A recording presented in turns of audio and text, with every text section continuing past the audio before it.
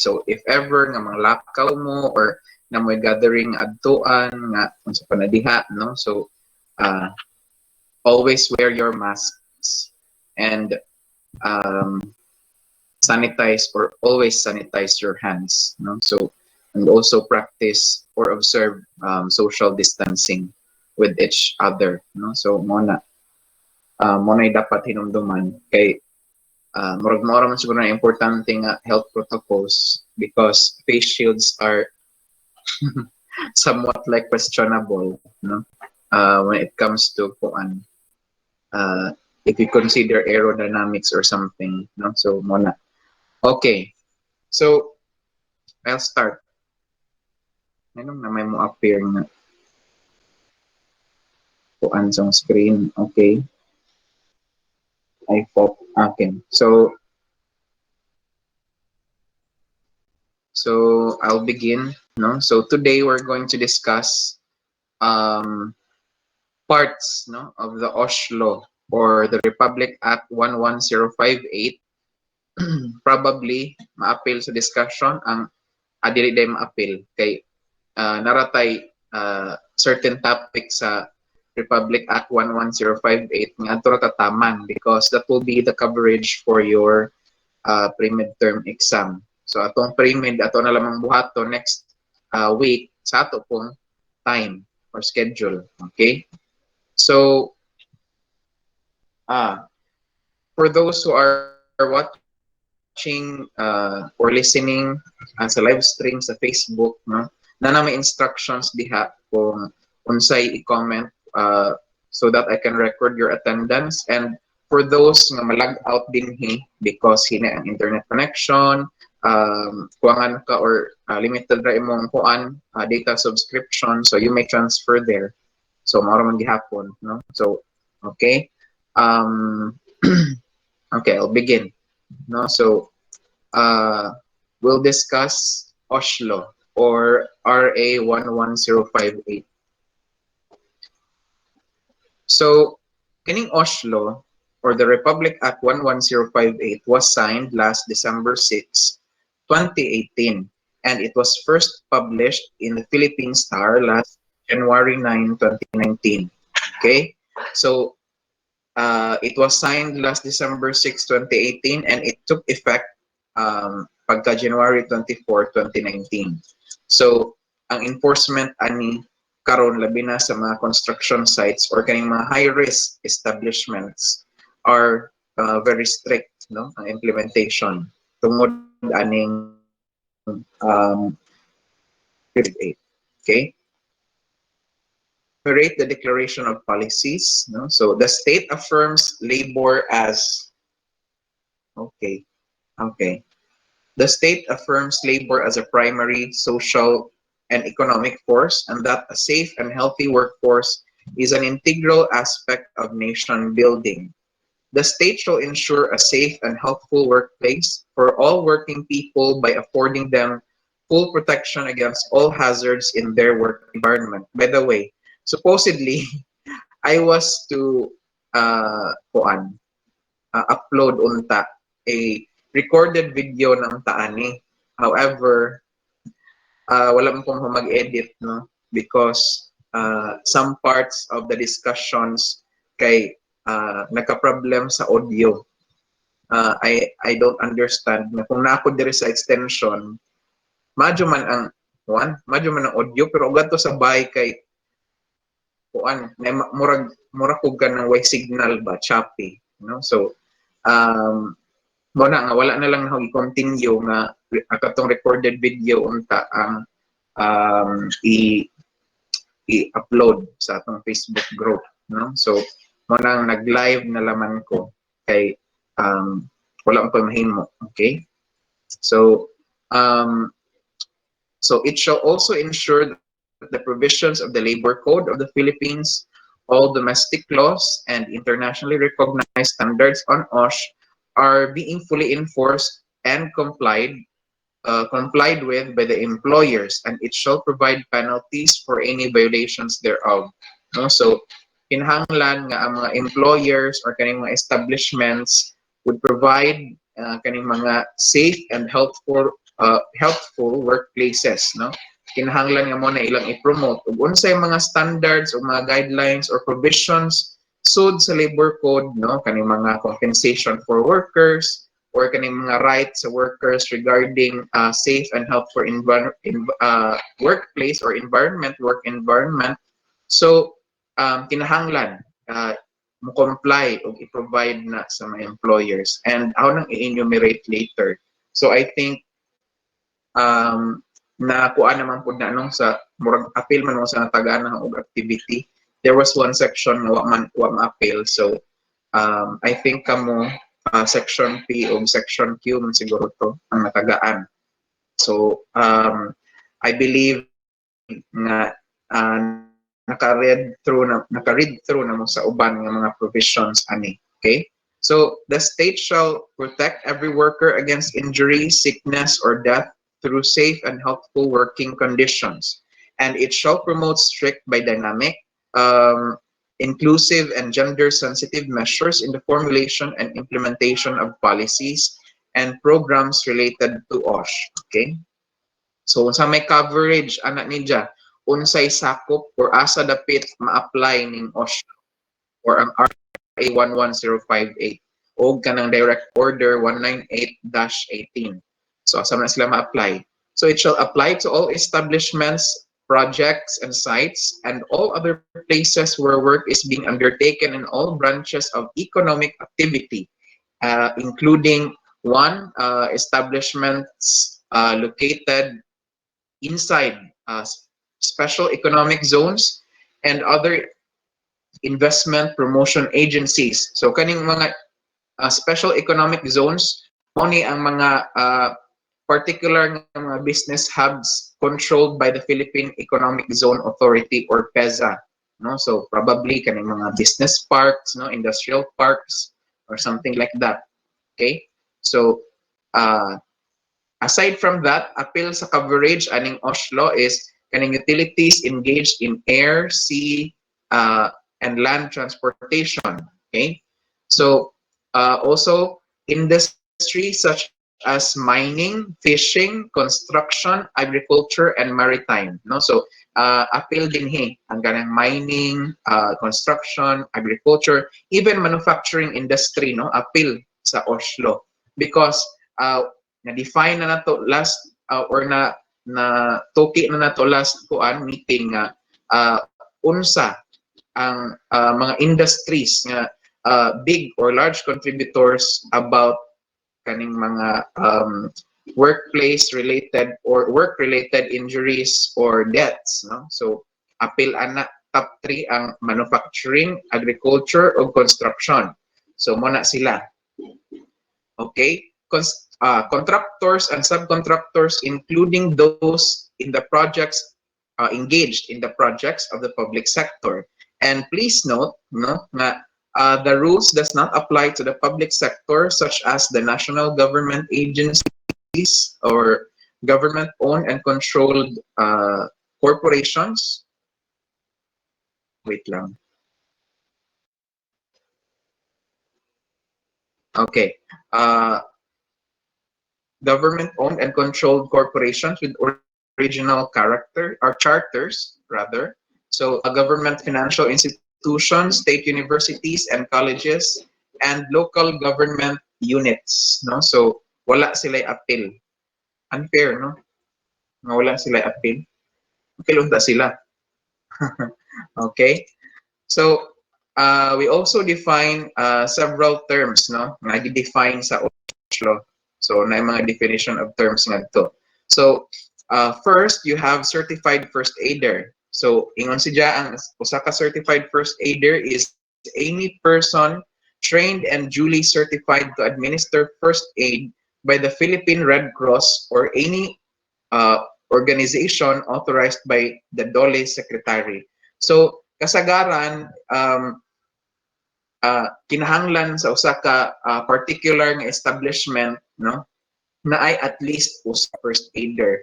And for construction sites or projects, kinahanglan nga na usa sa imong mga personnel sud sa imong, let's say, sa imong site office, na kinahanglan nga usa ana nila nga trained og first aid, no?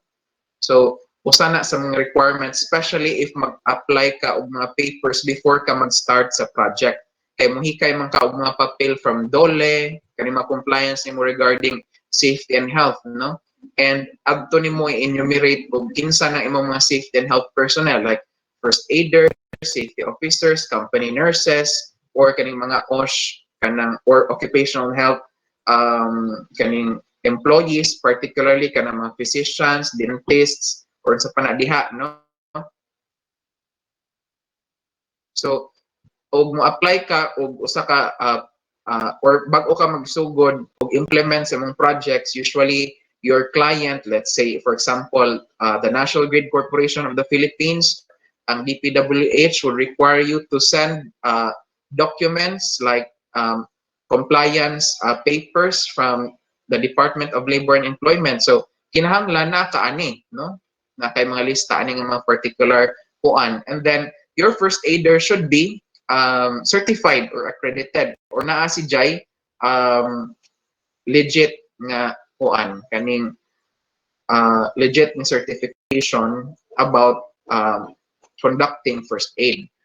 It could be from the Philippine Red Cross, it could be any training provider authorized and accredited by the Department of Labor and Employment.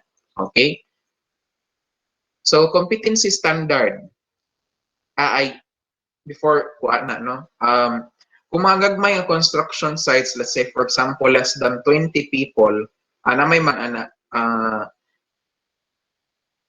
naimurag mga so ug mga larger than kuan, let's say larger than 30 ang sod sa imong, let's say projects sa imong construction sites, usually need na ka or kinahanglan ka one company nurse, one certified first aider. Pero kung lesser than ana, let's say for example 15 nakabuok or 10 nakabuok ang imong kaning trabahante so sa imong project or construction sites, kay nagtukod kag imong kagalingon nga construction company, no? So kung ingana ra ang size sa imong construction workers sa imong projects, usually kinahanglan nga nay usa sa imong mga employees ng certified first aider. Okay? So I think ma-define man pud na siguro nato, no? If not aurang tan-awon og balik kung sa itong mga requirement when I applied for kaning mga kuan kaning mga papers sa una, no? During my previous work. Okay? So we also define competency standard, no? This is industry determined specifications of proficiency required for effective work performance. Okay, so napuntay ingon nga covered workplace.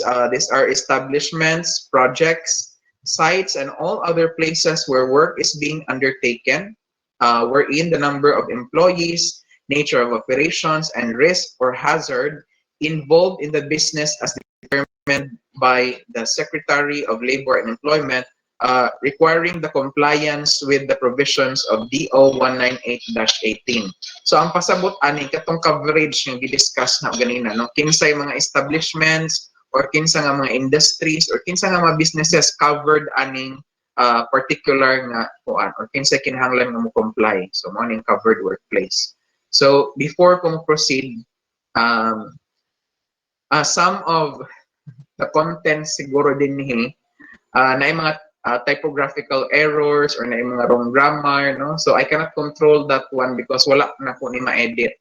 And this is I'm not the owner of this particular slide because wala ko'y time, no, para put doon og himo ang so na RA 11058.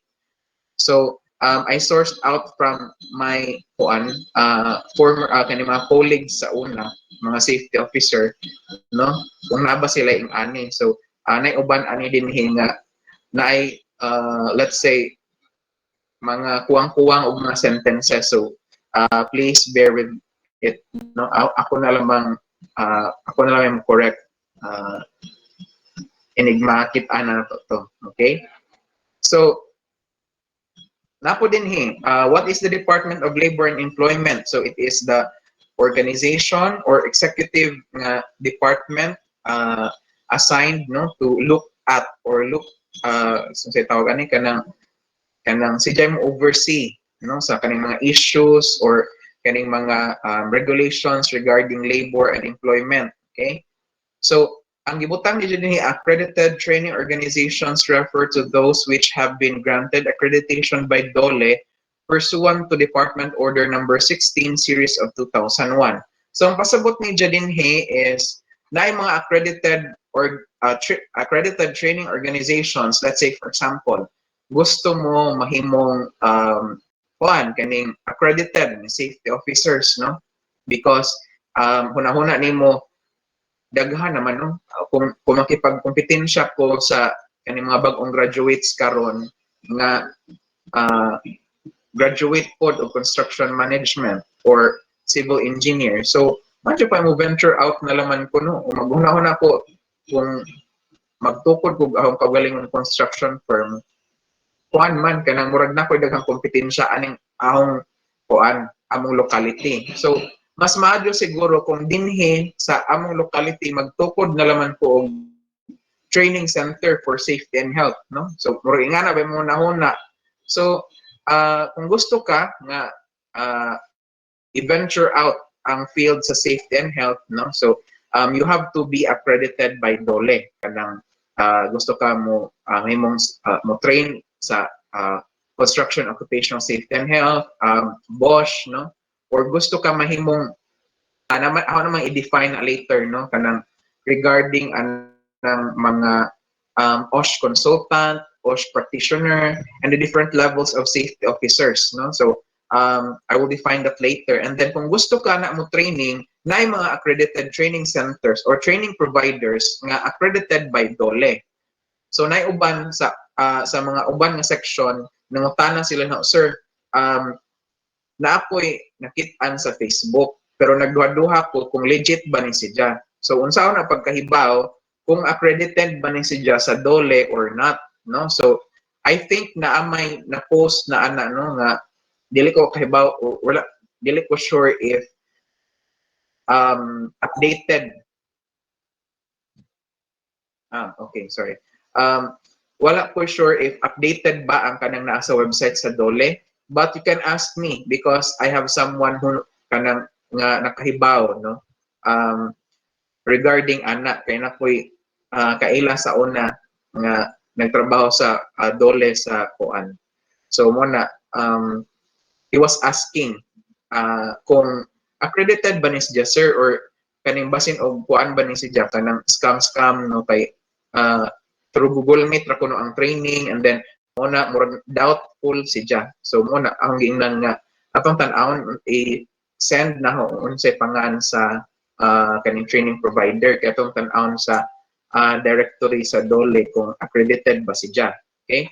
Yung moto na-prove na ho nga accredited day siya. So ingon siya nga maghuna-huna pa kung siya kay medyo mahal-mahal man pud ang training no kay sa let's say for example for a 40 hours na construction occupational safety and health average na ng 6,000 nga training no na uban 6,000 6,500 and then lahi po tong basic occupational safety and health depende na nimo no so mo na kung gusto mo venture out ana.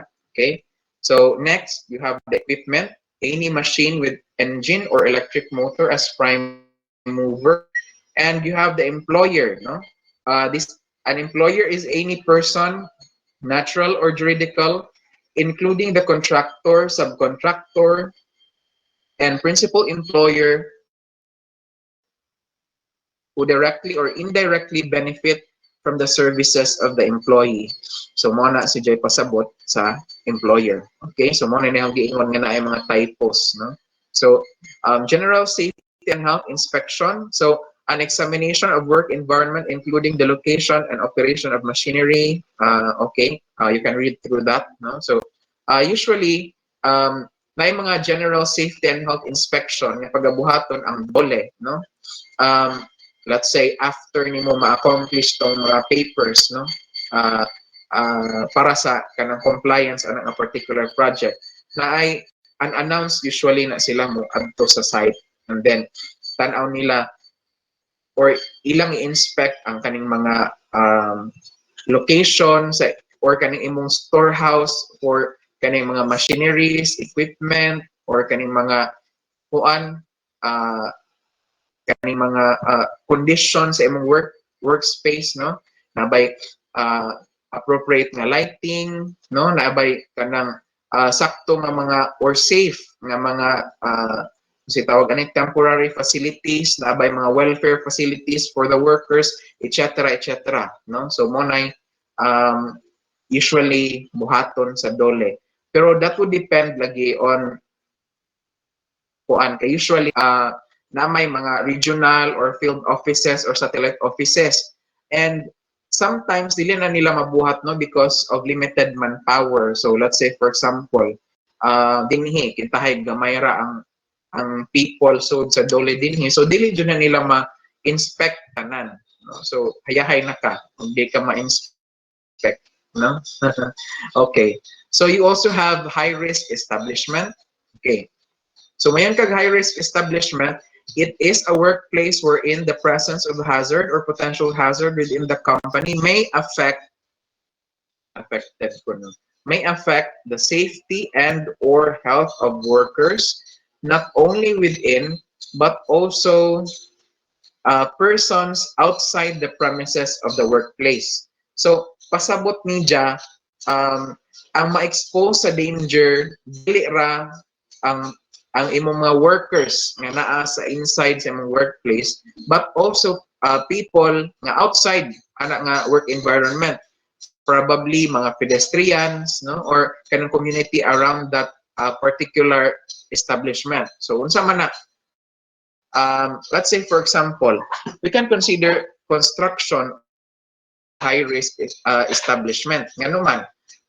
Let's say nagtukod ka og high rise nga building, and then dili makahibaw, no, nga especially I don't know if nakaadto na ba mo og mga highly urbanized cities, particularly kani magtukod og mga high rise buildings, no, mga condo, mga commercial centers, no. Bisan pa og nagtukod na sila, no, tag-as kadyo ng ilang gipang tukod, nagyapoy mga pedestrians molabay sa ubos, and so kaybaw na tadaan nga naay risks sod sa construction site because naay mga potential hazards so diha bisag asa ka padong, but kaning mga let's say mga passersby, no, kaning mga pedestrians nga pwede molabay dinha ug di ka mag-provide og mga adequate nga mga control measures, no. Let's say for example for kuan kaning mga katong sa example, no, so probably na mga falling objects, no, or kaning mga falling debris, no, and then ay mga labay nga mga pedestrians sa ubos, so probably you can hurt people nga way untay labot sa inyong workplace, no. So mo na ma-consider nimo as a high risk establishment. Aside from that, establishments nga mag-deal og kaning or kaning deals with a lot of processes of chemicals, no, or kaning mga toxic substances, no, kung ilan ang i-release, let's say for example at a particular place nga naay mga tao, no, or naay mga let's say for example bisan pa siguro og ladyo sila, no, let's say atong example is ang establishment is nasa compound sa extension, and then extension campus, no, mo na kibali ang establishment. Ang mga bay nanadapit sa pilot, pero i-consider kunuhay nato, no, nga naay moving nga stream or river, no, and then ang particular nga usa or kana nga particular nga kuan kani nga establishment nag-release og kaning mga effluent or toxic substances gikan sa mga chemical processes, no, and then unsa may mahitabo nga let's say for example dili lagi siya i-release sa kato nga river, no, pero adto na i-release ni kunuhay example ra sa soil, no? And then ang kaning mga communities nga duol or bisag dili ingon duol nagsalig sa supply sa water sa groundwater. And then katong mga effluent probably could contaminate that particular nga kuan kani nga particular nga groundwater storage sa ilawom, no? So you can harm other people outside of the workplace premises. So mo na itawag nato high risk establishment. So mo na aside from the potential hazards nga kanang work related, let's say for example kaning mga falls, mga electrocution or may kuan, i-consider po na nato kaning mga chemicals, no, or pertaining to environment or kaning the disposal of kaning mga chemical waste, biological waste, etc., etc., no? So mo na. Okay. So mo ni si Ja ang sa kaning mga industries nga gi-address sa kadtong Osh Law, no? So you have kaning the following. So 17 na si Ja kabuok, okay? Nag-define po si Ja dinhi og unsa ng imminent danger. So an imminent danger is a situation caused by a condition or practice in any place of employment that could reasonably be expected to lead to death or serious physical harm. So mo na imminent danger. And then ganina nag-define man ta og high risk establishment will also define unsa man ang low risk establishment or medium risk establishment. So a low-risk establishment is a workplace where there is low level of danger or exposure to safety and health hazards and not likely or with low probability to result in accident, harm, or illness. So gamay ra ang probability nga naay occur nga mga accident or harm or kaning mga fatalities. Okay? So kung kani atong basihan nga kuan kanang basihan for construction, I think dili just mo qualify, no, kay naman joy mo occur sa construction bisag asa gajud ka mo kuan labi na og dili jud magbantay, no, okay, or dili magpractice sa mga safety procedures. So mo na medium risk establishment. It is a workplace where there is moderate exposure to safety and health hazards and with probability of an accident, injury, or illness. So mo na medium risk establishment. So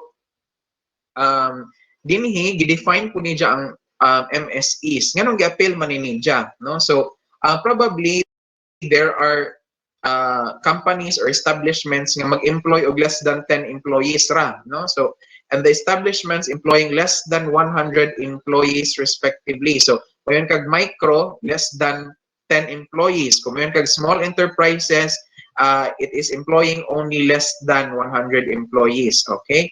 So that is regardless of kaning capital ng ilang ma-earn, okay? So namay mga ingana, and then for several kaning mga ingani nga mga cases, no, since most of the establishments, particularly katong sakop or appeal sa coverage sa Osh Law, so required man jud ka nga kay mga kaning occupational health personnel, like let's say for example a qualified first aider, a nurse, dentist, or physician, no? So kung let's say for example nga naa kay pangitaan makana sa dole, no, kanang may ana. So usually kung kaning mga naning mga exemptions aning kaning para sa micro and small enterprises, MSEs, no? So nara na mga corresponding pilay required, no? Let's say for example mayon ang dole, o sige kay gamay man mo napo ang mo kabuok, so okay ra og first aider or namoy bisag usa ka company nurse, no,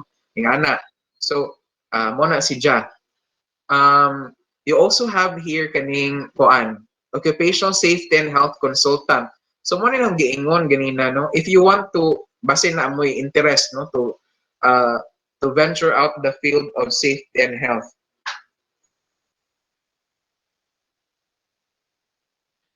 Okay? So basin gusto mo, so kinsa maning OSH consultant. Ang usa ka OSH consultant is a qualified safety officer for that is duly certified by DOLE to perform and or render consultative services on OSH in at least two fields of specialization. So dili ka mahimong OSH consultant kung wala kay expertise regarding two fields of specialization regarding OSH, no? So let's say ang imong core competency or kaning field nga imong specialize is construction, and the other one is kaning let's say manufacturing industry. So kinahanglan nga nakay duha, at least duha nga fields of specialization kung mahimo kang OSH consultant. Okay? So you also have an OSH practitioner. So unsa man ang OSH practitioner? An OSH practitioner is a qualified safety officer 3, no? Duly certified by DOLE. Okay, to render occupational safety and health services in a defined and specific scope or core competency. So nas jay specific scope nga ijang gikamastiran, no? So let's say for example, construction or construction occupational safety and health mo na ijang pinaka-core nga competency, and particularly na ay may number of kaning mga activities sa construction nga mo na dyan ay ijang pinaka core competency. So let's say for example kaning mga lifting activities, no, lihiro si ana regarding ana or daghan siya experience or kaning mga confined space entry or whatsoever, no. So mo na ma-consider ka nga OSH safety occupational safety and health practitioner, no. Aside from that, you also have the OSH standards, which I believe na-send na ba nila sa group chat? Kaning OSH, kaning OSH standards, na-send na ba ni? Na, sir. Okay. Thank you. Di ako mutanaw. So, thank you sa pagtubag, no? Kaning OSH standards mo ni ang mga guidelines or standards nga kinahanglan nimo i-follow, no, regarding kuan kanang best practices sa kaning imong workplace, and these are set of rules nga issued by DOLE, no. So kinahanglan nga kung mag-safety officer ka, kinahanglan familiar na kaaning OSH standards. Okay, so you also have here, saan to? Ay, wala di ay. Okay. So, gidefine po din ang personal protective equipment. So, kay bawo naman siguro mo unsa ni, because I believe since nag-PCS 5 naman mo, I think most of you nahuman na po or so itawag ani mo po inyong pag enroll sa uban nga mga subjects regarding project management, engineering management, etc., etc., no. So particularly ka ng mga subject ni Ma'am Luzane, no. So maghisgot ana unsa may mga dapat na isuot nga PPE, and mo nay usa sa mga butang, no, nga atong sigbalik-balik ani nga subject ang pagsuot og nga proper PPEs, no. So usa man ay mga kuan hinungdan nga nung aksidente or naay mga injuries because wala magsuot sa proper nga PPE. Okay, so ako nang i-elaborate unja, and then when you say PPE, mga specialized clothing or equipment, no, designed to protect anyone, any worker, no, against safety and health hazards that may cause serious workplace injuries and illnesses. Dagan sa siyang typo, no. So naay different sa tawag ani kaning mga PPEs for the body, eyes, no, head, face, hands, feet, ear, etc. So for the body, probably pasuoton mo og kaning mga let's say for example kaning highly or high visible clothing, no. So mo man nakabantay mo makasud mo og kanang construction site nga kasagaran sa naangad to magsuot og mga neon colors, neon yellow, neon orange, no, or bisan og or kung dili man gani nga kanang tingana ang mga color nga ipangsuot, no, kung mga dark colors man nay mga si tawag ana kanang mo reflect ba kanang murag mga white, no, kanang nasa kaning jacket.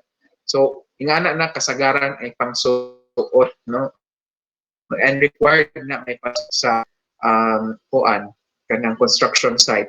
Kung dili ka or wala kay mga ingana or dili mag-provide imong employee or employer ana sorry, employer, no, dili mag-provide og kanang mga jackets, no, high visibility clothing, usually mga vest ang i-provide, no, so mo na para makit-an ka in cases nga na mga moving traffic so sa construction site or na mga lifting nga mga na mga lifting sa tawag ani lifting activities, no, so basin maigo ka or unsa ba, no, so for the eyes you have your goggles, no, kung naka-attend mo or naka uban mo og mga tour, no, sa Cebu, particularly kanang o moadto mo og kanang mga particular construction sites, need mo pasuoton og goggles, need mo pasuoton og hard hat, no, or safety helmet or kaning mga safety shoes, no, so mo na usa na sa mga kuan nga PPE. Usually kung magbuhos dili magsuot sa safety shoes kay masayang ko, no, so mo na ang uban mosuot og botas, no, as a replacement for the safety shoes. Pero kung walay buhos or walay kuan in a regular day sa construction sites, you are always required to wear kuan kanang safety shoes, particularly kanang gahi o kanang unsay tawag gani ana, kanang gahi og toe unsay Bisaya sa toe, basta kanang toe gahi di adapita, no, kay kuan so na para ma-prevent or to avoid kanang mga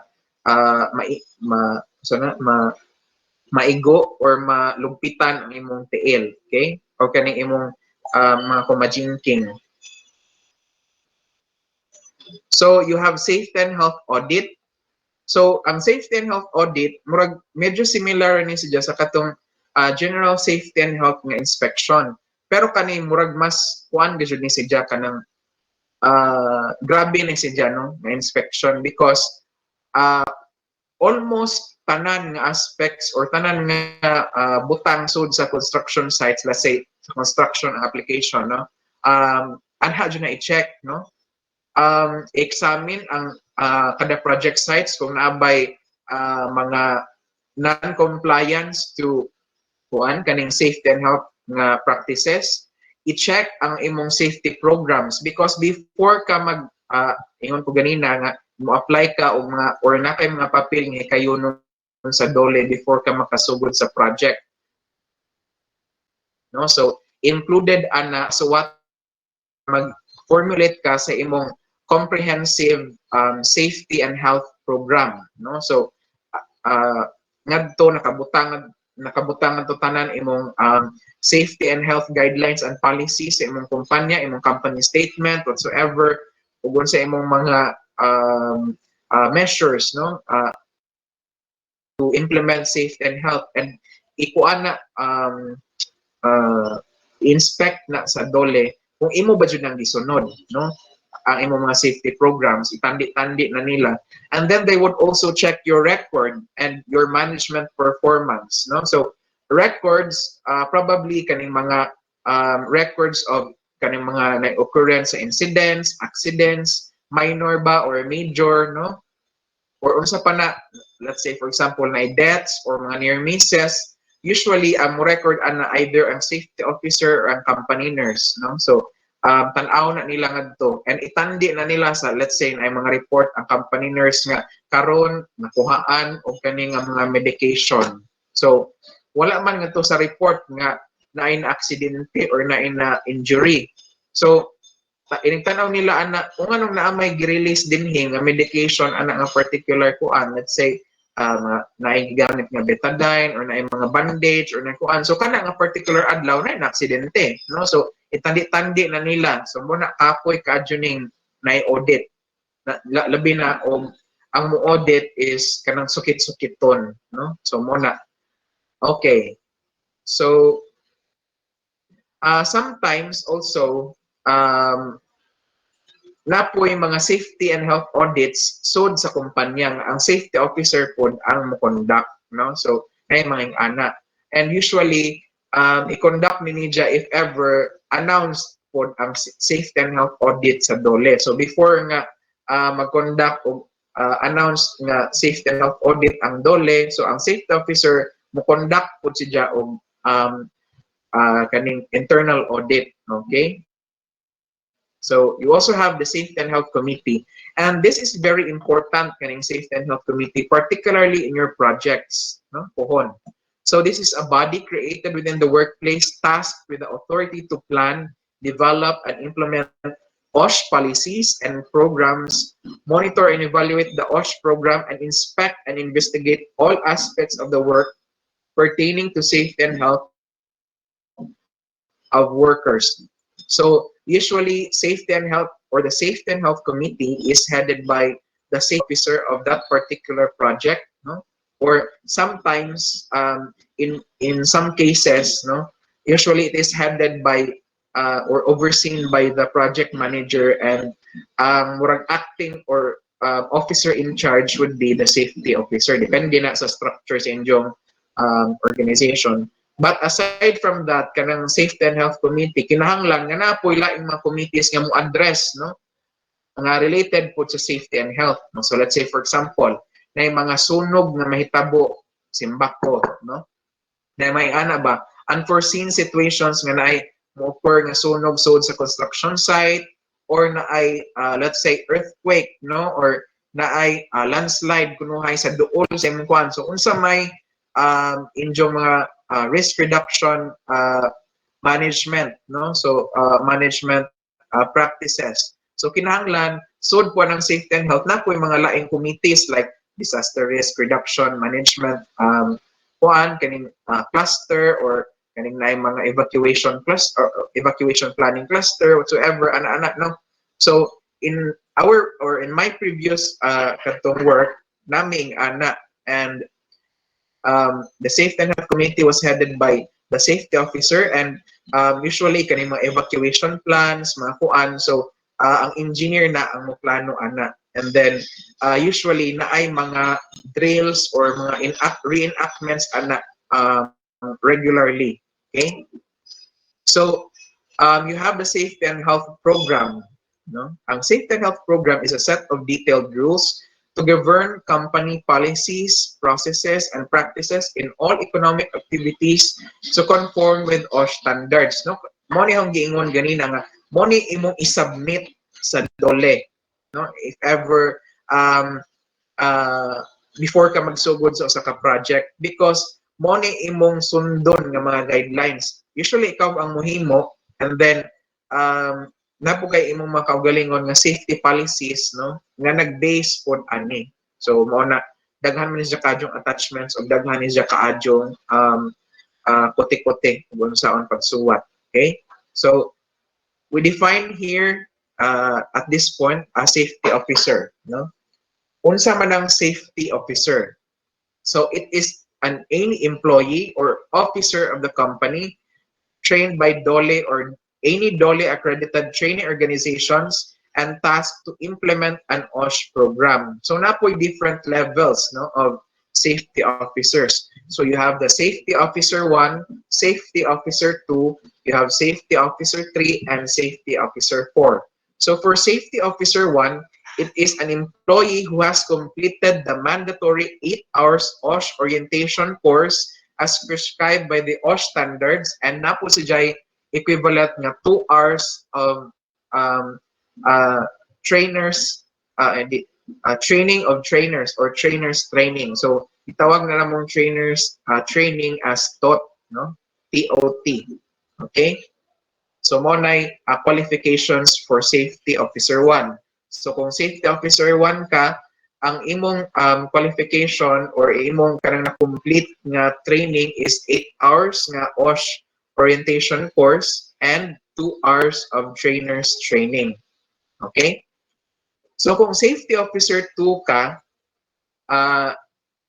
you have already completed a 40-hour nga OSH training, no? Nga applicable sa imong particular industry. So let's say for example, ari ka gusto sa construction, kay of course graduate ka sa civil engineering. and then wala pa kakapasar sa board exam or wala pa kay pag-review sa board exam. So gusto ka manarbaho. Since naman kayo murag na ipon-ipon para training sa safety officer, so you would enroll for a training, no, for safety officer. So you would train for 40 hours, and kung makomplete na nimong course, then you can apply for positions of safety officer sa kaning mga particular construction companies. Okay? So mo na si Jan. Pero kung sa lain nga agencies, let's say for example, manufacturing industries or other establishments nga nanginahanglan og safety officer 2, dili course ang imong i-training, but BOSH, no, Basic Occupational Safety and Health. Okay? So you also have safety officer 3, and ang safety officer 3 qualified na siya nga ma-considered as an OSH practitioner. Pero before ka nga ma-consider as a safety officer 3, kinahanglan ka nga, of course, na kay 40 hours nga OSH training course nga applicable sa imong industry, and napo kay additional 48 hours of advanced or specialized OSH training course. So kinahanglan nga ingon man to siya ganina, no, nga nakay murag core competency. So soon aning 48 hours nga training nimo, nakay murag special nga mga or nakay mga specific nga mga work activities nga imong core competencies. Let's say for example, confined space entry. So mo nay murag pinaka core nga knowledge or pinaka hustler ka, no? So ingana, or kanang aside from confined space entry, kanang construction of kaning mga temporary facilities or shoring supports, no? So may ana.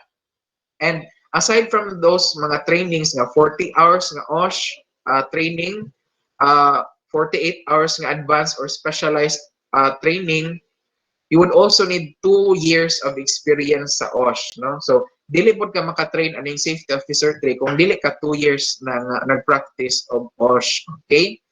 So safety officer 4, so mo ni murag imong giingon nga mga dagkong or mga bigatin sa safety and health industry. So usually ang qualification ni Jan, naka-train na siya for 40 hours nga OSH, no? Additional nga 80 hours of advanced or specialized occupational safety and safety training course, and an aggregate of 320 hours of related training or experience. So mo na qualifications sa usa ka safety officer 4. And if i-allowed si Jang ma-accredit po, no? So he can be considered an OSH consultant. Okay? So at this point we have kaning safety signages, and this kaning mga safety signages importante ni just sod sa imong construction site. So kung nakabisita ka construction site nga wala or gamay ra ang number of safety signages, then na si jay problema. No? So kinahanglan nga ang imong construction sites na adjod bisag asa na ay mga different kinds of signages, especially kung na ay mga high risk nga activities like kani mga work from height, no? So kita kani dinhi, avoid a fall, no? Use handrails. So muna may ana, no? Safety first, work safely. Sa amo, we usually would have a big tarpaulin before you would enter sa construction site, no? Get home safely, no? Something like that. Sa toy, basta kay mo ingana get home first, something like that, no? Practice safety, mo ingana to ang thought, something like that. Basta na mga words or na mga signages nga mag-encourage nga mag-practice of safety kuan. So pagsud pala man nimo sa construction sites na ay unsa na tawag ana kanang tarpaulin or na infographic ngadto nga unsay dapat nga mga suoton sud sa kaning imong particular nga construction sites, no? So kinahanglan nga na kay hard hat, kinahanglan nga magsuot ka appropriate clothing, dili ng shorts, dili ng sando. So kinahanglan nga it's either a t-shirt or a polo shirt or whatsoever, no, decent nga attire. And then you would also need to wear pants, no, dili pwede ang shorts because uh, mas dako ang imong chance nga kanang magka-injury kung mag-shorts ka, no? So na ma-expose skin. So let's say for example, ma maka so na makasaphig ka or maka so na so tawag ana kana bang basta saphig lagi kana bang murag makadakplis ka o kanang mga hait nga mga butang. So nay mga samad probably nga mo kuan nimo, no? So let's say kung nag-short ka, okay? So aside from that, no, kinahanglan ang mga kaning mga safety signages. So let's say for example, nana mo'y kanang unsay tawag ani kanang plan, no, for your evacuation. So napud nay let's say for example, nana kay mga guidelines or let's say directionary signs nga in cases of emergency anhi kadapit padong ana-ana. So nanay mga safety signage diha, or let's say naay mga moving traffic, no, so naay mga appropriate ana nga safety signage. So aside from that, unsay mga kinahanglan, let's say for example, dili ka allowed dinhi or authorized personnel are only allowed to enter this premises, may ana ba, no? So let's say ang nag-specialize siya for electricity, kunwari sa akong experience ha, sa substation, basta dili ka let's say engineer or dili ka ikaw ang special skilled nga worker to kanang musod ana nga particular nga kanang live na kanang kuan nagdagan ang electricity, so dili ka pwede musod. So nay particular ana nga signage nga only authorized personnel or kaning mga competent personnel ang pwede musodin ha, no? So nay mga ana. And then as we progress, no, sa atong topics dinhi, ipakita pud naho ang mga different kinds of kaning mga ideal nga safety signage nga pwede ninyo gamiton sa construction sites ninyo pohon. So yung mga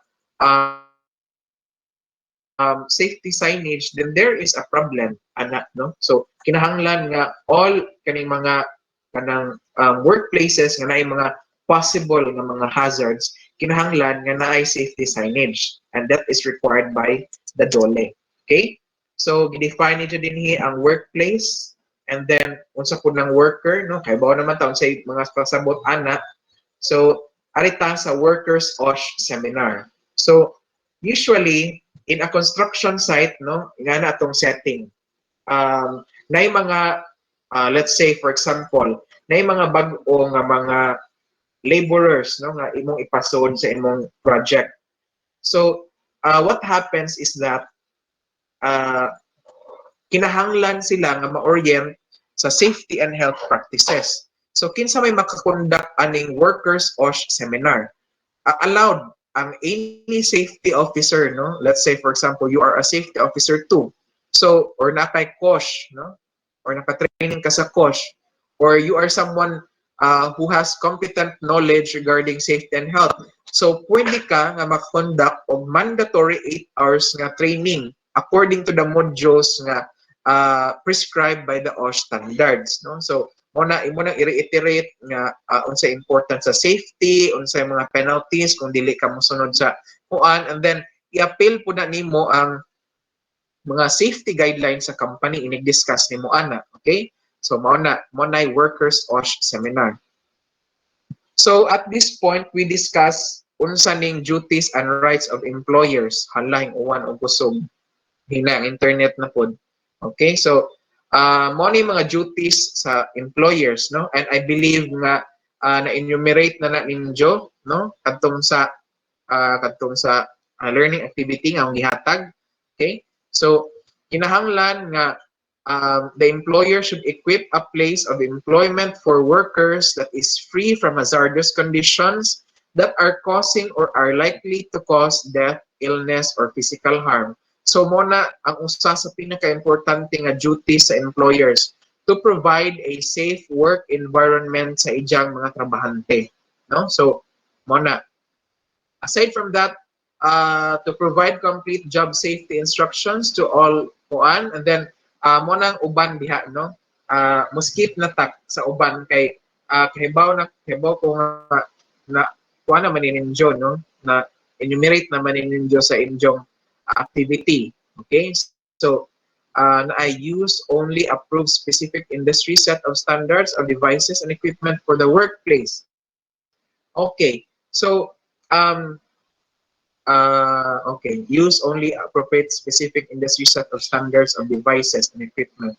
So kinahanglan nga ang mga set of equipments or devices nga gamiton, let's say for example sa construction sites, no, mo conform na siya sa standard sa DOLE, no. So kinahanglan kung let's say mga machineries na siya or mga hand tools or heavy equipments, kinahanglan nga sa standard sa DOLE regularly ang pag-check up ana, no. So naay mga reports nga kinahanglan nga buhaton. Okay, so regular ba ang check up, wala ba'y problema sa kaning mga particular gauges, brakes, no, or kaning mga valves ani nga particular nga mga machines, no. Aside from that, set of standards or devices and equipment. So let's say kaning mga PPEs, no, ang mga quality ba sa or quality sa kaning mga PPEs provided by your employees approved ba or kanang follow ba or i-conform sa standards sa DOLE? So mao na. Okay. So comply with kaning occupational safety and health, including training, medical examination, and where necessary provisions on protective and safety devices such as PPE and machine guards. Okay, so this one, kinahanglan nga ang employers nimo mo comply, no, sa mga particular standards, and usually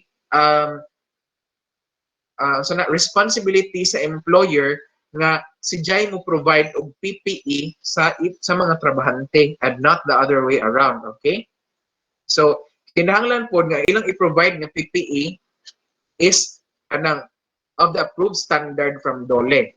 Unsa man ning machine guards, no, so mo ni si Jai mga devices nga mag-prevent or kanang mag-prevent og kanang mga pag-operate or kanang automatic ba og under ang imong mga machines, no, that probably could cause amputations or kaning accidents, no, kay let's say for example kaning pang-cutting ng mga tools, no, and then wala kay machine guards ana nga particular nga machine.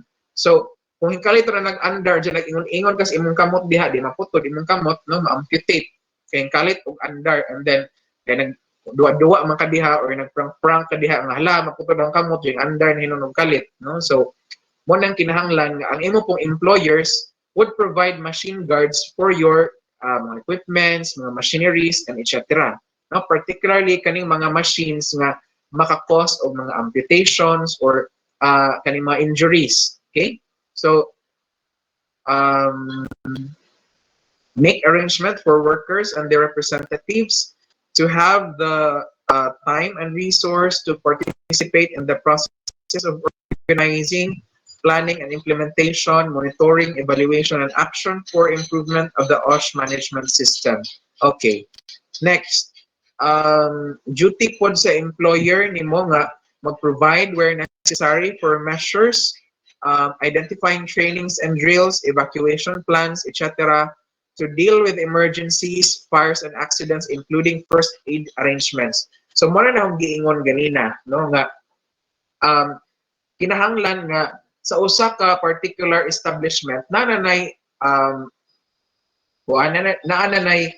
evacuation plan in cases nga nay mga emergencies nga may tabo, no, or let's say in the worst case scenario, so mo na jud atong hunahuna no as engineers nga maghuna-huna ta sa unsa may mga worst case scenario nga pwede nga mahitabo, nay mga landslide kunuhay sa imong construction site or nay earthquake and then naguba ang imong building, so unsa may or nay mga na-trap adto nga particular nga building, no, sa tungod sa earthquake. So unsa may mga arrangements or unsa may mga plans for kani nga mga certain kinds of situation, no, so appeal na sa imong mga plans o i-appeal na or kinahanglan nimo nga i-train ang imong mga workers or mag-conduct og mga drills um, nga mag-reenact ani nga mga scenarios.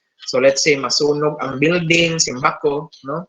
So unsa may mga proper nga pagabuhaton, unsa asa dapit ang mga um, kuan kanang egress points or exit points, no? So muna aside from that, no, comply with all reportorial requirements of the OSH standards, no? So naay daghang mga reportorial requirements sa OSH standards, naay mga gitawag na to og job safety analysis or kaning mga inspection plan, safety inspection reports, mga re-entry plans, kaning pag-create of comprehensive safety and health programs, etc., etc.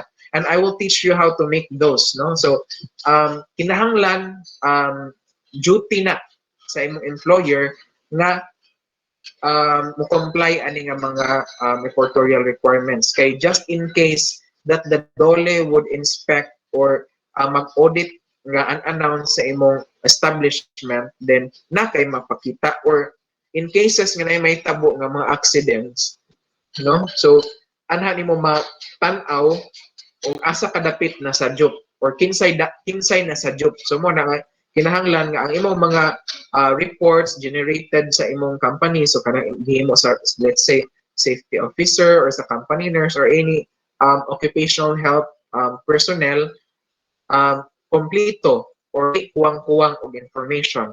Okay?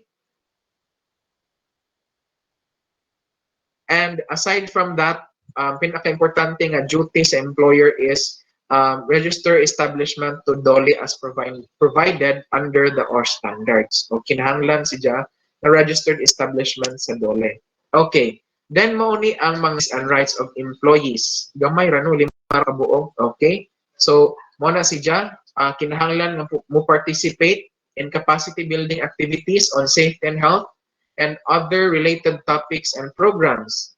Okay, proper use of all safeguards and safety devices furnished for workers' protection and that of others, and comply with instructions to provide accidents or imminent danger situations in the workplace. So, dili raman kay tanan duty sa employer. So, napoy duty ang employees, and that is to comply to the different instructions about safety and health. Okay? So, observe prescribed steps to be taken in cases of emergency. So, mona, and report to their immediate supervisor any work hazard that they may be or they may discover in the workplace. So, mona kuan. So, aside from katong mga particular entities, na po duties of other persons. Any